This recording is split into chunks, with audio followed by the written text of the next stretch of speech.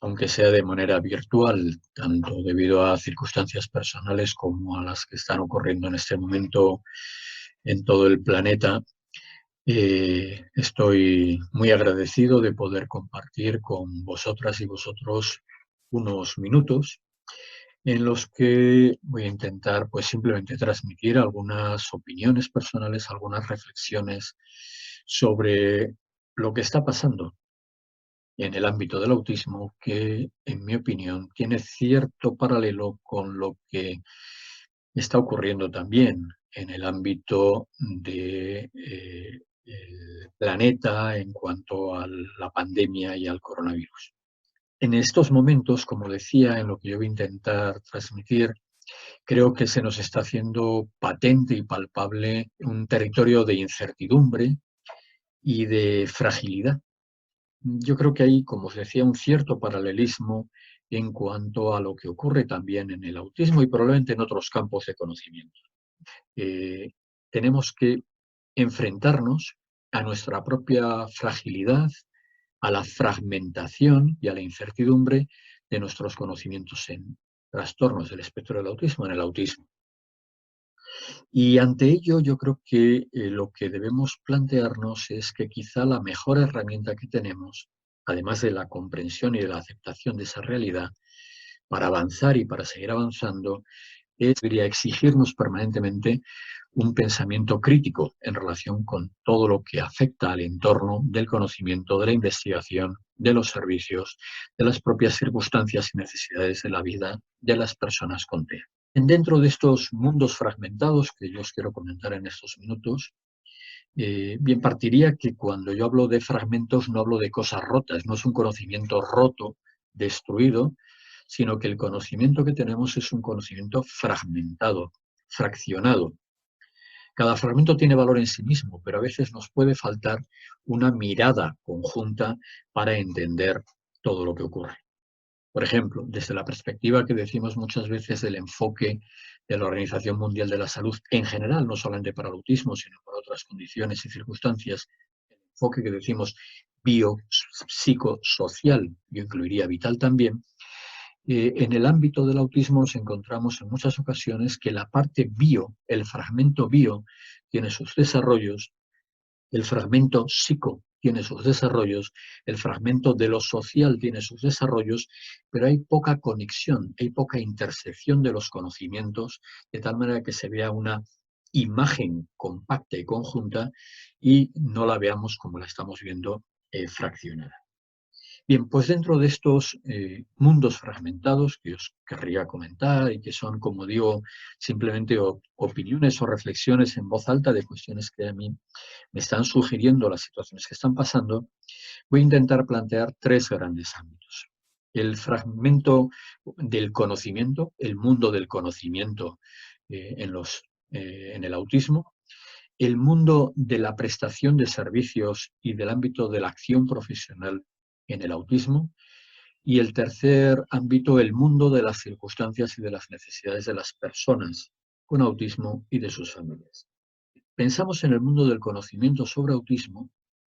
hay cada vez más voces que abogan por una reconceptualización, especialmente en el campo de la investigación. Lo que está ocurriendo en el ámbito de la investigación, en el ámbito sobre todo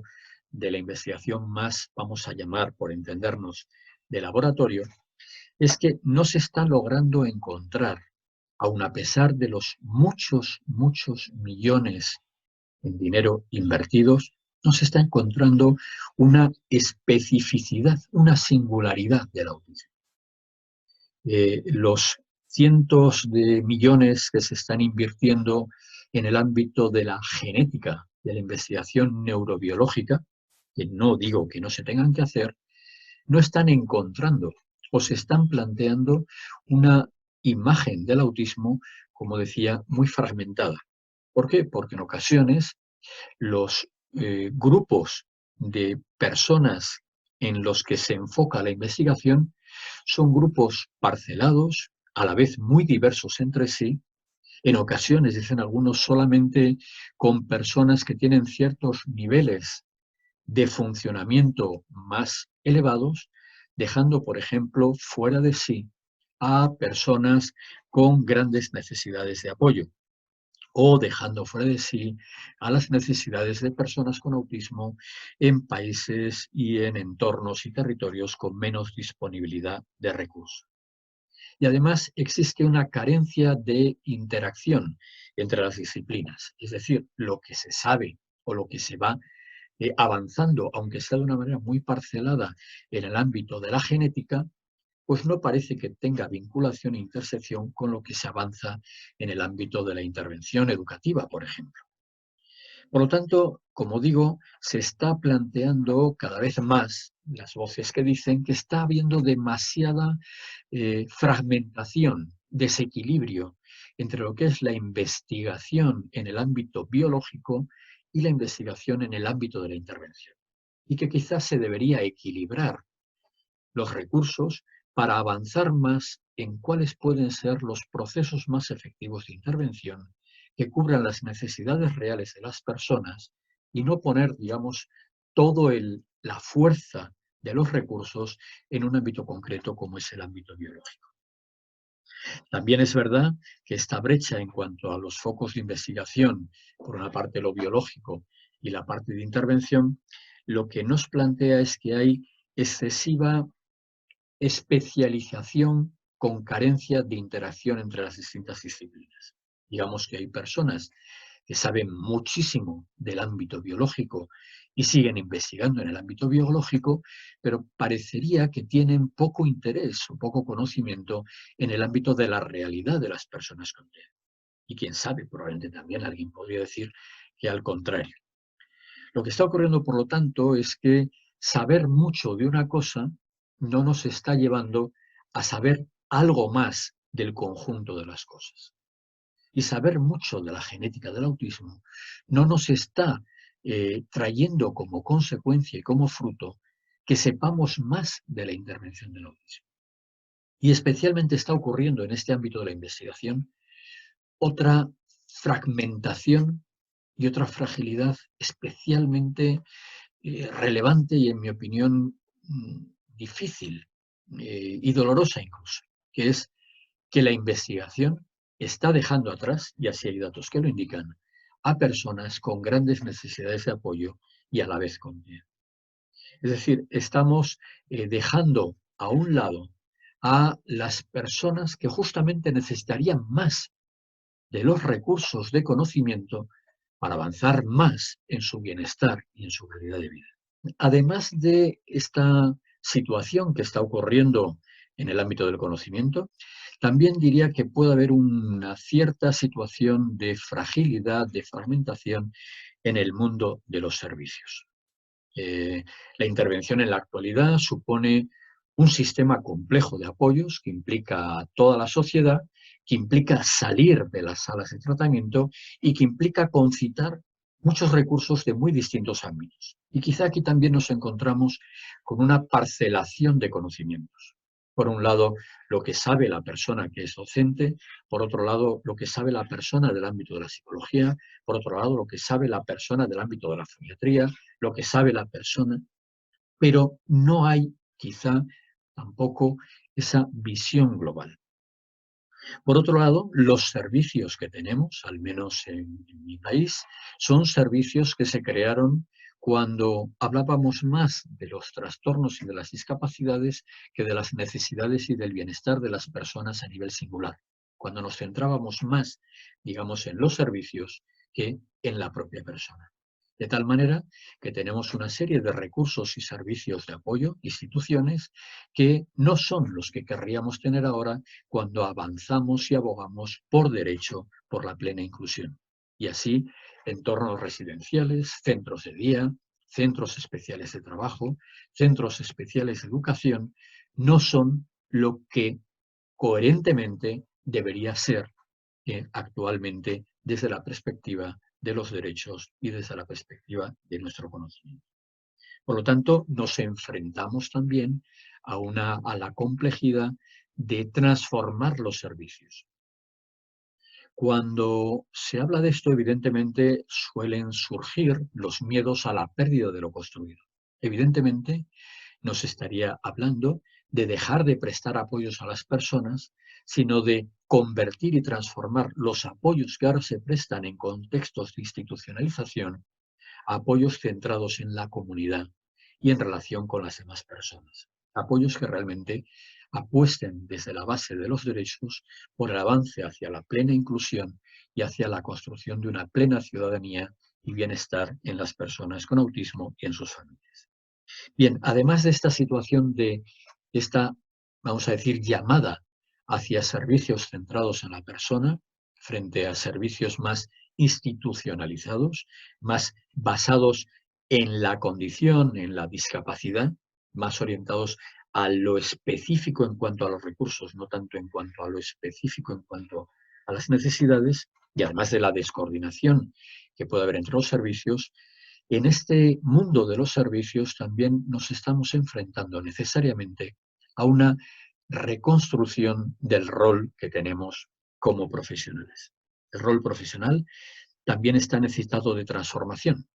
digamos, de transformarnos de profesionales por entendernos de la bata blanca, profesionales de el arreglo de lo estropeado en las personas, a profesionales que podríamos ser eh, guías para que las propias personas sean las artesanas, las constructoras de su propio proyecto de vida. Y para eso necesitamos que cambiar las creencias. Necesitamos cambiar nuestras creencias en relación con lo que conocemos y también en relación con las posibilidades y las expectativas de las personas, las expectativas de avance de las personas. Eh, yo recuerdo hace, pues ahora ya 40 años, cuando yo empezaba, hacía pocos años, a mediados de los 70, que habíamos creado un servicio de apoyo para niños y niñas que, decíamos, además de un funcionamiento intelectual limitado, tenían circunstancias que no se explicaban solamente con el funcionamiento intelectual limitado, que tenían circunstancias de déficits muy importantes en su comunicación social, en el control de su conducta, en sus competencias para manejarse en el entorno. Y evidentemente muchos de esos niños cumplían las condiciones de autismo, pero nosotros nos resistíamos a que tuviéramos un centro para niños con autismo, porque, en mi opinión, eran mis palabras entonces y las sigo manteniendo, nos parecía tan aberrante como, imaginemos, construir un centro solamente para niños rubios o para niñas con ojos azules. Las necesidades de las personas primaban sobre las condiciones de las personas. Bien, estábamos en ese ámbito atendiendo a muchos niños y niñas con autismo, pero otros con otras circunstancias que no necesariamente encajaban en el autismo, pero que compartían necesidades en cuanto a su conducta, la comunicación o sus dificultades para comprender el complejo mundo en el que estamos. En ese tiempo empezamos a tener personas en prácticas y yo era quien les ofrecía una capacitación y les ofrecía una guía y un acompañamiento a lo largo de un año. Nosotros insistíamos, era una capacitación gratuita, en prácticas, voluntaria, pero les exigíamos que estuvieran con nosotros y nosotras un año entero, viniendo 2 días en semana, una mañana entera, más un tiempo de, vamos a decir, de sesiones más de reflexión y de conocimiento teórico para entender por qué se hacían determinadas cosas en la práctica. Los 2 días que estaban apoyando a las personas tenían permanentemente siempre un profesional, una profesional, que era la persona que les guiaba en ese conocimiento. Es decir, nunca estaban solas. Bien, eh, venían evidentemente porque nosotros estábamos trabajando mucho con autismo y con esas necesidades. Y nosotros les preparábamos. La primera sesión yo les recibía, les daba las gracias por haberse acercado a nosotros, y les hacía una pregunta. ¿Quién ha venido aquí a saber de autismo? Evidentemente, todas las personas levantaban el dedo diciendo yo he venido aquí a saber de autismo, este es un centro que sabemos que hace cosas en relación con el autismo. Y yo les decía, bien, pues todos los que hayáis venido aquí a saber más de autismo, ya os podéis ir. Aquí no habéis venido a saber más de autismo. Aquí venís para apoyar a personas que, entre otras circunstancias, tienen autismo. Y para apoyar a las personas en su bienestar, sí vais a tener que saber mucho de autismo. Pero saber de autismo es secundario a saber apoyar y cubrir las necesidades de las personas que presentan esa condición. Desde este planteamiento, yo quería transmitirles desde el inicio que debemos tener como profesionales permanentemente nuestra mirada no en el conocimiento del autismo. Para eso hacemos un doctorado en autismo o investigamos conceptualmente sobre el autismo, sino que lo que necesitamos son personas que se acerquen a las personas, no a sus condiciones, y que desde las necesidades personales, desde sus derechos, desde sus circunstancias, y acompañado el profesional, la profesional, de todo el conocimiento necesario sobre el autismo y sobre otras circunstancias, lo pongan al servicio de los proyectos de vida de estas personas. Por eso decía que en este momento necesitamos seguir intentando asegurar la transformación del rol profesional. Necesitamos asegurar que como profesionales estamos al servicio de las personas, no al servicio de los conocimientos. Entender que los conocimientos son necesarios es nuestra responsabilidad como profesionales, pero son secundarios a nuestra acción principal, que es ofrecer oportunidades de bienestar para los proyectos de vida de las personas y de sus familias. Pero hay otra cuestión en este mundo de los servicios que actualmente encontramos también frágil o fragmentado. Conforme tenemos esta mirada más orientada a la comunidad, nos podríamos hacer una pregunta, nos haría una pregunta. ¿Quiénes son hoy en día las y los profesionales del autismo? Y alguien me puede decir lícitamente y comprensiblemente, pues, gente del ámbito de la salud, gente del ámbito de la psicología, de la foniatría, de la docencia, del magisterio, de la pedagogía, de la educación. Perfecto. Yo diría sí. Pero en mi opinión, también son profesionales que van a ofrecer apoyo a personas con autismo, los cuerpos de seguridad, operadores jurídicos, conductores de autobuses urbanos y taxis, personas que están en los servicios bancarios de las ciudades y de los pueblos. Es decir, muchas personas de viajes, de ocio, de restauración, restaurantes, bares, muchas personas que van a tener relación con personas con autismo, porque esas personas no van a estar en lugares específicos y especializados únicos, en ladrillos específicos y especializados para el autismo. Su vida y su territorio de vida es la sociedad. Y por lo tanto, todos los profesionales de la sociedad, en definitiva, van a ser profesionales del autismo y de otras muchas circunstancias y condiciones. Por lo tanto, nosotros como profesionales de apoyo, más conocedores de la realidad y del conocimiento del autismo, nos tenemos que plantear que quizá nuestro apoyo no va a ir dirigido solo a las personas con autismo y a sus familias, sino también a las maestras y maestros, a los compañeritos y compañeras de la escuela, al ámbito de las personas del ambulatorio de salud, del centro de salud, a las abogadas y abogados que en un momento determinado van a tener que defender a las personas, a la persona que conduce el transporte público, a la persona policía que tiene en un momento determinado que atender una necesidad en la calle de una persona con autismo, etcétera, etcétera. Y ya para finalizar, el tercer bloque yo que querría plantear desde mi reflexión es el mundo de la persona y su familia. Y aquí también en ocasiones yo creo que nos encontramos con cierta fragmentación. Por un lado, el fragmento de las personas con mayores capacidades, que tienen voz propia, que tienen el lícito derecho a plantearse que su modo de ser en la vida es el que tienen y lo defienden y lo valoran, frente a personas con grandes necesidades de apoyo, que no tienen tanta voz y que no tienen por qué tener las mismas condiciones y circunstancias y pensamientos de aquellos grupos de mayores competencias o de funcionamiento. Por otro lado, por lo tanto, también nos podemos encontrar con una fragmentación en lo que damos de imagen a la sociedad de lo que es el mundo del autismo. Es evidentemente distinto, tanto un polo como otro. Por un lado, una imagen como se daba hace tiempo cuando se quería concitar los recursos y digamos, la buena compasión de la sociedad hacia las personas con autismo, donde se utilizaban a lo mejor imágenes y situaciones reales, por otro lado, de personas con grandes necesidades de apoyo, con comportamientos autolesivos, con estereotipos, etcétera. Y ahora el otro polo,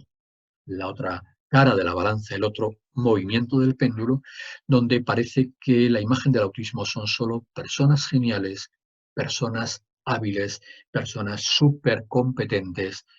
dejando, insisto, de lado una parte importante de la foto, dejando de lado un fragmento importante de la foto. La diversidad de los TEA es enorme, como decía al principio, eso nos está haciendo replantear si realmente estamos ante una cuestión única y no, como se insiste una y otra vez, ante un espectro de diversidad del autismo, al igual que hay otras condiciones y circunstancias como es el espectro de la discapacidad intelectual u otros, o incluso lo que recientemente hacen muchas personas,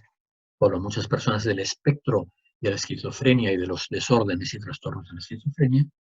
y por lo tanto entender esa diversidad no nos puede llevar a eclipsar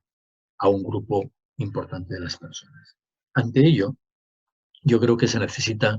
la mirada de la ciudadanía plena para las personas